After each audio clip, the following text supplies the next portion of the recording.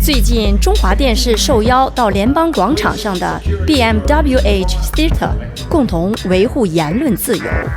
Welcome everybody to this discussion about WikiLeaks, Assange and defending democracy. It's wonderful to be exercising our freedom of speech here together in person.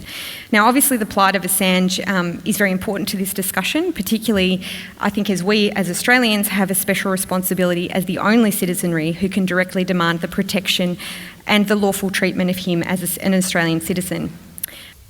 So it seems to me WikiLeaks sends a signal to governments and corporations.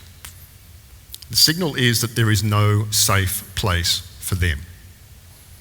That if they want to impose a surveillance state on us, then we'll impose one on them, that we're a global community. And even if they lock up Julian Assange and they shut down WikiLeaks and they arrest hackers and they pass ever more draconian laws to enable ASIO to spy more effectively on us, they won't make a dent on our capacity to watch what they're doing, because we are tens of millions strong, we are global, and we've got more processing power up here and in our computers than they do.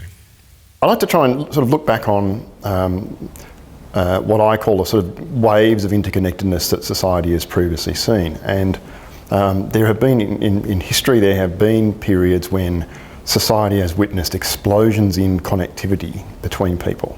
The lesson from that is that eventually the ruling elites learn to cope with interconnectivity and the connectedness of the communities that they previously controlled. But that's not until after a long battle to try to prevent communities from connecting up, from trying to resist the consequences of interconnectivity. So I think the same battle is happening right now, and if we don't fight in the way that previous generations in previous stages in history have fought, then we could very easily find ourselves in a situation where the interconnectedness that we so prize is actually the main tool by which we are placed in a surveillance state.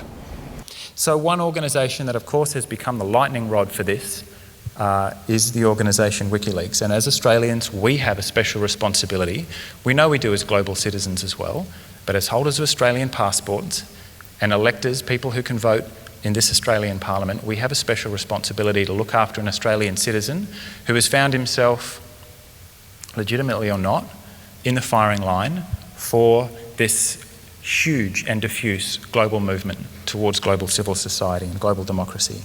And it would seem to me, from my observation of government, that there needs to be a bit of both to have successful government and successful democracy. That's how society progresses forward on our spectrum of civilization.